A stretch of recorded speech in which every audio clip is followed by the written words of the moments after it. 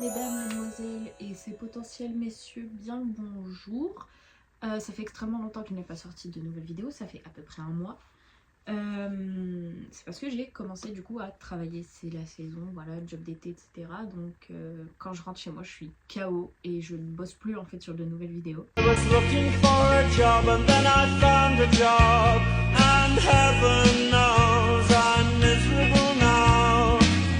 Celle-là de base devait sortir il y a un moment, mais en fait quand j'avais travaillé dans mes rushs, elle était hyper déconstruite, enfin en fait je bégayais beaucoup. Donc du coup je l'ai refait avec des petites notes pour pouvoir suivre mon cerveau et ne pas partir, ne pas trop me mélanger dans ce que je veux dire. Donc aujourd'hui, vous l'avez vu dans le titre et je sais ce que vous vous dites sûrement mais Nesrine, c'est les vacances, laisse-nous, on a encore 2 mois, notamment pour les néo-bacheliers. Avant d'affronter les études supérieures, je le sais, j'avais envie de la sortir. Néanmoins, parce que c'est un bilan d'abord pour moi, et après si ça peut en aider certains, voilà.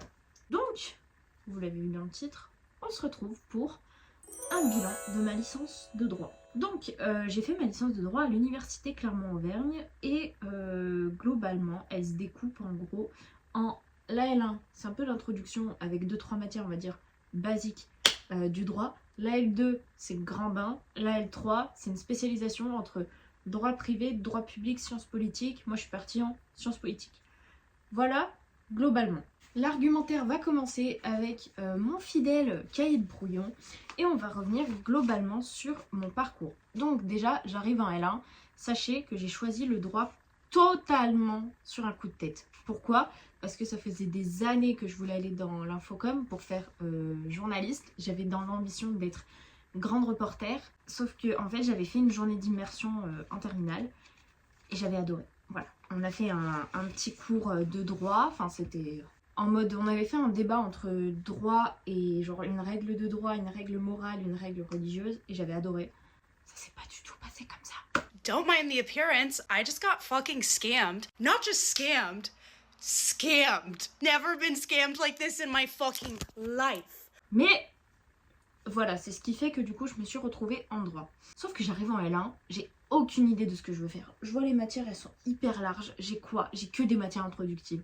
Introduction au droit public, introduction au droit privé, introduction aux sciences politiques, introduction historique au droit, introduction au droit international. Je vous assure, c'était que ce type de matière que j'avais. J'avais introduction au droit constitutionnel comparé, très spécifique, mais c'était une introduction quand même. Et du coup, j'ai aucune idée de quoi faire. Je suis les cours parce que je les suis, que j'ai un minimum de pression académique, mais sans aucune réelle envie. Et en parallèle, je fais un service civique dans un club de basket. Inutile de dire que j'avais du mal à jongler entre mes cours, un contrat de 26 heures et mes TD, mes révisions, etc. Donc, j'ai ma L1 in extremis au rattrapage avec 10,5 de moyenne. En L2, du coup, c'est le plongeon dans le grand bain. On a les matières entre guillemets les plus difficiles, type le droit administratif, droit des contrats, droit institutionnel européen. On a quoi d'autre ? On a du droit pénal, on a une introduction au droit pénal, on a... Après, j'ai suivi plusieurs matières de sciences sociales en mineur. Donc du coup, j'ai mon projet qui se dessine un petit peu plus. Je kiffe les sciences sociales, je kiffe le droit international. Donc voilà, je commence à suivre les cours avec un petit peu plus de rigueur étant donné que la difficulté elle était montée d'un cran. La L2 c'est un petit peu, on va dire, ma L1 à moi dans le sens, comme j'étais pas trop en cours en L1 avec le service civique, là j'ai vraiment goûté à ce que c'était le droit et je pense que la L2 est faite pour ça. Et arrive ensuite la L3. Donc comme je l'ai dit au tout début, ma fac propose une première spécialisation dans 3 types de grandes branches du droit. On a le droit privé, tout ce qui est droit des personnes, droit pénal, droit des sociétés, enfin vous voyez tout ce qui a rapport avec les particuliers entre eux. Et plus le droit pénal, mais ça c'est autre chose. Et droit public, c'était plus le rapport entre l'État et la personne, c'est-à-dire tout ce qui était administratif, liberté fondamentale, droit international public, etc. Et moi je me suis spécialisée en sciences politiques. Et sciences politiques c'était tout ce qui a trait plus ou moins aux sciences sociales et à l'international. Du coup j'avais beaucoup de matières qui s'appelaient négociation internationale, politique comparée, ça c'était un peu comme du droit comparé mais à l'échelle des systèmes politiques, quoi, de la Sciences Po. On avait de la sociologie, on avait des grands concepts politiques étudiés, type le féminisme, l'écologie, l'état de droit, la démocratie. Et franchement, c'était la meilleure année de ma licence. J'ai trop aimé. C'est pour ça que je dis à tout le monde, tous mes amis du coup qui suivent les mêmes licences que moi, qu'au moment où la spécialisation arrive, ça va être le moment où vous allez revivre. Vraiment, c'est quelque chose que j'ai adoré, étant donné que ça suivait un petit peu plus mon sens d'intérêt, donc sociologie, Sciences Po, tout en restant du coup assez vague, assez général, étant donné que plusieurs masters du coup peuvent découler d'une licence de droit parcours Sciences Po. Voilà globalement. Ensuite, la partie je pense qui intéresse le plus de monde, c'est la charge de travail. Parce qu'on dit souvent, le droit c'est très très dur, le droit c'est exigeant, etc. Rassurez-vous, ce n'est pas aussi dur que ça en a l'air. Ça l'est, mais pas tant que ça. En fait, le souci c'est que moi je ne suis pas forcément le meilleur exemple, étant donné que j'avais tendance à sécher les cours qui ne m'intéressaient pas. Et on vous dit souvent de ne pas faire de fiches de révision, etc. Moi je n'apprends qu'avec des fiches et des quiz. Donc du coup je faisais mes fiches, ensuite je me faisais des quiz sur ChatGPT. Je ne suis pas le meilleur exemple. Néanmoins, je peux quand même donner des tips. Le plus important je pense, c'est d'avoir un minimum de discipline quand même. Il est vrai, je séchais des cours, je faisais pas toujours tous mes TD, des fois je les faisais pas du tout, mais c'était en L3 que je ne faisais pas du tout mes TD. Attention. Ce qu'il faudrait, c'est que quand vous avez un minimum de discipline, c'est-à-dire même si vous avez un job étudiant le week-end, c'est que vous consacrez quelques séances de TD, je dirais maximum 5 dans ce cas, si vous êtes pris du coup par des problèmes perso, par un job qui vous empêche de gagner assez de temps, etc. Faites au moins 5 séances de TD dans le semestre pour vous entraîner en fait à faire les exercices.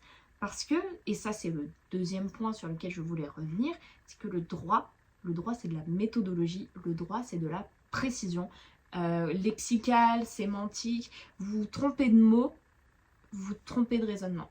Un exemple tout con, la différence entre la nullité d'un contrat et la caducité d'un contrat. Vous ne faites pas cette différence, vous pouvez avoir votre raisonnement complètement foiré parce que vous êtes trompé de mots entre nul et caduc.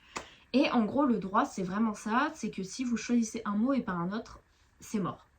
Donc en gros, le droit, c'est vraiment de la précision. Et même si vos cours, en tout cas en licence, représentent une base théorique solide, ils ne représentent pas l'intégralité du travail que vous devez faire. C'est surtout un travail de méthodologie et un travail de logique, notamment quand vous allez commencer les cas pratiques. C'est pour ça qu'il faut vraiment mettre l'accent plus sur ces TD que ces révisions. Les révisions doivent être là, mais c'est pas le plus important. Le plus important, c'est l'entraînement aux exercices. C'est pour ça que je vous dis quand même d'avoir un minimum de discipline et de faire un maximum de 5 TD par semestre si vous n'êtes pas, pour X ou Y raison, vous n'avez pas assez de temps à consacrer entièrement à vos études parce que vous travaillez à côté, parce que vous habitez loin, parce que vous avez des problèmes perso, etc.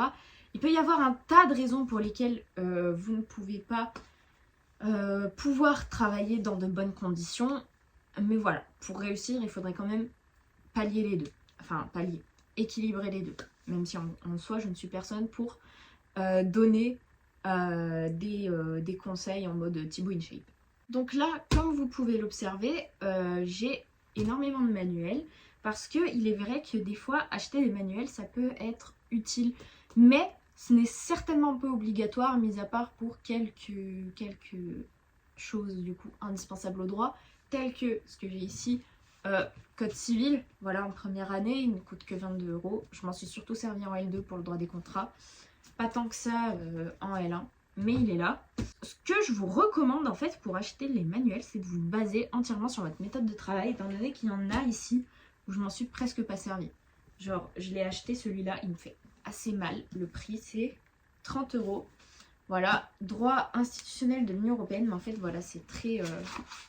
Enfin, je ne peux pas voir avec des mots, j'ai du mal à étudier uniquement avec un mot. Moi, il me faut des schémas. Donc du coup, celui-là, j'ai un peu regretté de l'avoir acheté. Je ne m'en suis pas servi une seule fois. Alors qu'au contraire, celui-là, le droit de la famille en carte mentale, comme je suis quelqu'un qui apprend beaucoup plus sur le visuel, il m'a grave servi. Regardez, en gros, j'ai surligné beaucoup de choses.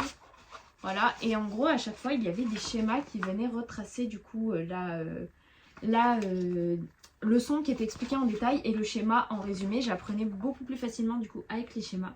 Donc le conseil que je peux vous donner, c'est de vraiment bien choisir les manuels suivant les cours que vous comprenez ou pas. Parce que en général, les cours que je ne comprends pas, c'était aussi ceux pour lesquels j'achetais des manuels. Comme du coup, le cours de droit administratif général, voilà, celui-là, je l'ai eu en bourse à livre. C'est pour ça qu'il est un petit peu vieux, 2018-2019. Mais c'est surtout au niveau des jurisprudences. Mais les lois, enfin, les règles, elles n'ont pas trop changé.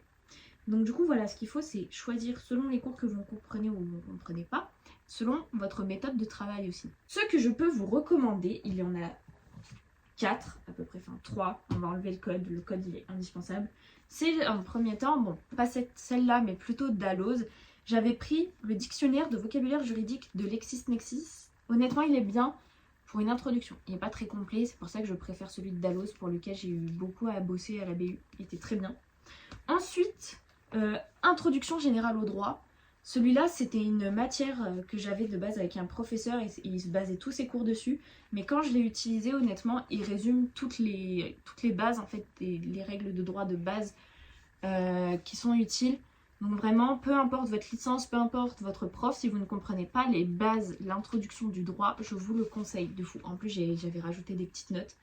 Voilà, des petits post-it, très très bien. Et il est très visuel aussi. Là, par exemple, c'est une page sans mes notes, sans mon fluo. Et en fait, il y a beaucoup de couleurs, c'est espacé, c'est des petits paragraphes, etc. Franchement, très très bien. Et enfin, sur la méthodo, je vous conseillerais celui-là. Je veux réussir mon droit. C'est un petit bouquin en fait qui retrace tous les exercices du coup qui seront demandés en droit, comme la fiche d'arrêt, le commentaire d'arrêt, le cas pratique, la dissertation, etc. Qui propose des pistes aussi pour bien travailler l'exercice et des conseils. Par exemple, pour le cas pratique, ce serait lisez bien, faites une frise chronologique de l'histoire, ce qui est important, etc. Donc ça donne énormément de conseils. Honnêtement, il m'a surtout servi en L2 pour commentaire d'arrêt.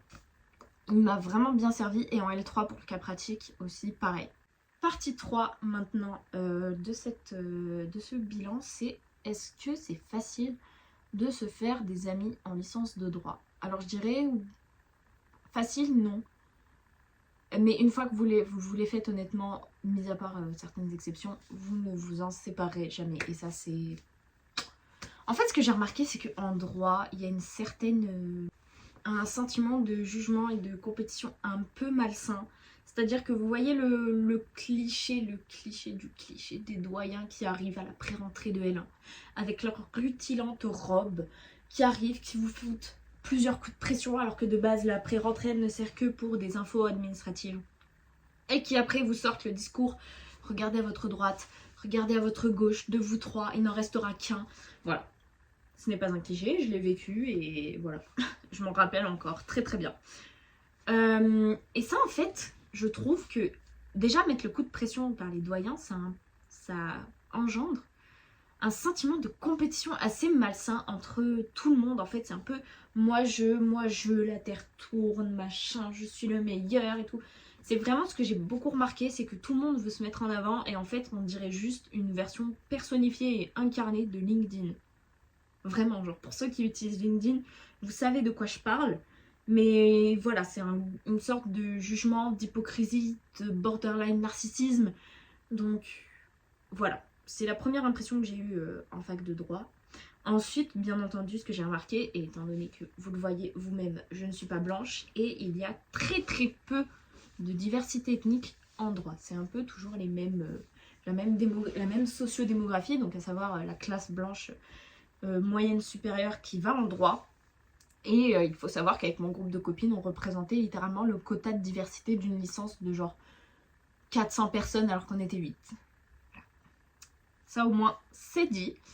Mais je trouve que une fois que... Enfin, parce que la plupart de mes copines, il y en a une que j'avais au lycée et le reste, je les ai rencontrées en fac. Et ben, je vous assure qu'une fois que vous faites des copines qui vous ressemblent un petit peu, copines ou copains d'ailleurs, je ne sais pas si des hommes me regardent, mais copines ou copains, une fois que vous faites votre groupe de potes et que vous vous entendez hyper bien avec eux, c'est une amitié qui va durer des années. Et franchement, j'ai eu la chance de tomber sur des filles qui me ressemblent un minimum, donc même si elles sont pas forcément de couleur, mais qu'elles sont blanches, et ben franchement, c'est des amitiés hyper solides. Et ça, je le souhaite vraiment à tout le monde. Donc voilà, c'est assez compliqué de se faire des amis au départ, mais une fois que vous les faites, vous ne les perdrez pas. Ensuite, dernier point sur lequel je voulais revenir, c'est assez spécifique du coup aux personnes de couleur qui vont en études de droit, et c'est la question du racisme. Alors oui, comme je vous l'ai expliqué, encore une fois, il y a un sentiment de conformité identitaire en droit, c'est que ça va être l'apanage, en gros les personnes blanches de classe moyenne supérieure, donc les fils de cadres, d'avocats, de docteurs, enfin un peu cette classe-là, sera présente du coup en droit. Et c'est vrai que ça impressionne beaucoup dès le départ, étant donné que pour beaucoup on est des gens qui sont issus pas de la classe... Perso je suis issue de la classe moyenne, j'ai de la chance. Mais il y a beaucoup d'étudiants aussi maghrébins qui sont issus de classes populaires, qui pour certaines raisons n'ont pas forcément les moyens dont déjà moi je dispose, alors que même moi j'ai moins de moyens que les blancs qui sont en droit. Et en fait il y a voilà, un sentiment de conformité face aux privilèges des gens parmi lesquels vous vous sentez pas forcément à l'aise. Et je trouve que les démonstrations de racisme que j'ai pu vivre, c'est que c'était assez insidieux. J'ai déjà eu le cas d'une copine en TD qui était super gentille avec moi en anglais, vraiment genre la crème de la crème, qui postait des trucs islamophobes et anti-nord-africains globalement dans ses stories, et quand je l'ai découvert, du coup je l'ai bloqué. J'ai déjà eu le cas aussi que quand j'ai expliqué mes ambitions de travailler dans les relations internationales, de me prendre des rires de personnes dont je sais qu'elles sont ouvertement racistes au vu des discours qu'elles tenaient en public, en fait dans les couloirs, et de leur engagement politique, étant donné que les assos étudiantes politisées sont très nombreuses d'un certain bord en fac de droit. Donc je sais en fait pourquoi elles ont rigolé du coup aux ambitions que j'ai. Et une fois, il me semble, sur les 3 ans, j'ai vécu quelque chose d'assez direct. En fait, c'était voilà une moquerie raciste en fait en direct au Crous. Franchement, ne vous laissez certainement pas affecter par ces personnes-là. Si vous êtes là, en fait, si le destin, l'univers, Dieu ou vos dieux, je ne sais pas si vous êtes polythéiste, n'importe qui en qui vous croyez, vous a mis dans cette licence de droit, c'est que cette entité sait de quoi vous êtes capable, d'accord? Peu importe, même si vous ne croyez pas, si votre cœur vous a poussé dans cette licence-là et que vous ne correspondez pas aux standards des gens qui travaillent en droit, c'est parce qu'il y a une raison et c'est parce que vous en êtes totalement capable, d'accord? C'est vraiment quelque chose auquel il ne faut pas se laisser intimider. Et franchement, même si j'ai l'air d'en parler comme si je le vivais tous les jours, ça reste un phénomène très très rare. Même dans le côté un petit peu insidieux, c'est très peu. Il y a eu des cas où j'avais l'impression de ne pas être à ma place, on sait pourquoi, mais c'était très rare. Honnêtement, sur 3 ans, ça m'est assez rarement arrivé. En fait, on a l'impression qu'il y a du racisme, étant donné la conformité des gens et du coup, on va dire l'image lisse et uniforme que les gens en droit renvoient, mais c'est beaucoup moins ce que vous croyez. Ça peut arriver, mais beaucoup moins. Voilà, j'espère vraiment que je n'ai effrayé personne, mais si ça arrive, au moins vous avez les 2 cas de figure. Cette vidéo aura été beaucoup plus courte, je pense, que ce que j'ai pu faire avant, parce que globalement, je n'ai pas forcément grand chose à dire. Sachez que globalement, j'ai beaucoup aimé ma licence de droit, même si, comme partout, il y a des avantages, des inconvénients. Les cours restaient très intéressants, ça vous fait une base de connaissances solide et un socle de culture G qui est honnêtement assez sous-coté. On n'en parle pas assez du coup parce qu'on éclipse tout face à la charge de travail, mais une fois qu'on apprend nos cours en droit, vous avez un socle de culture G qui est assez impressionnant mine de rien. Et le fait est que ce domaine est assez large, fait que vous trouverez forcément chaussures à votre pied. Si ce n'est pas en L1, ce sera en L2. Si ce n'est pas en L2, ce sera en L3. C'est exactement ce qui m'est arrivé. Moi, c'est à partir de la L3 que j'ai vraiment su que j'allais travailler en droit. Et les 2 autres années, en fait, c'était en mode, je découvrais surtout le domaine de travail, on va dire. Ensuite, du coup, je reviens un petit peu sur le racisme et les problèmes de sociabilité. Les licences restent extrêmement nombreuses. En L1, on était une promo de 800 personnes.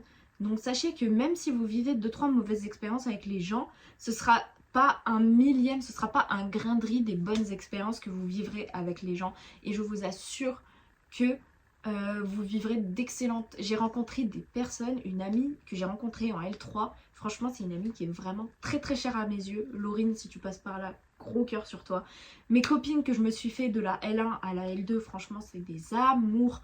tout ensemble, c'est en fait c'est un sentiment, comment dire, vous allez rencontrer les bonnes personnes et une fois que vous les rencontrez, vous savez que vous n'allez jamais les lâcher. Et honnêtement, ça éclipse toutes les mauvaises expériences que vous pourrez avoir. Et ensuite, dernier point au niveau de la charge de travail, je sais ce que vous vous dites, les profs sont exigeants, je n'ai que des 8, je n'ai que des 10. Ne vous inquiétez pas, vous en êtes tout à fait capable. Sachez que le plus important, ce n'est pas d'avoir un 18, de décocher un 18, c'est impossible en droit, ou alors vraiment, vous êtes une tête. Ce qui compte, c'est la progression. Si vous constatez que vous progressez, que vous captez de plus en plus les exos et que vous commencez à réfléchir à la manière d'un juriste, vous avez tout gagné. Ce n'est pas les notes qui comptent, c'est la progression et l'effort personnel que vous mettez dedans. Vous mélangez un petit peu des deux et si vous êtes croyant, et ben vous mélangez un petit peu de votre foi dedans, peu importe la croyance que vous avez, et vous allez réussir. Vraiment, le droit, ça reste quelque chose que j'ai aimé, même si j'ai eu des mauvaises expériences. Et franchement, ne vous laissez pas décourager par ces mauvaises expériences parce que si elles éclipsent les bonnes, c'est peut-être juste que ce n'est pas votre place. Mais si les bonnes éclipsent les mauvaises, continuez sur cette voie puisque vous en êtes tout à fait capable. Voilà, c'était tout. J'ai fait mon petit discours à la Thibaut InShape, un petit peu méritocrate. Mais nous sommes tous et toutes très capables et nous allons réussir tous nos études. Voilà, j'espère que cette vidéo vous aura plu et ne vous aura pas totalement effrayé non plus. Et globalement, je vous souhaite une excellente journée et à bientôt pour une vidéo qui, j'espère, sortira un petit peu plus tôt que 4 semaines après.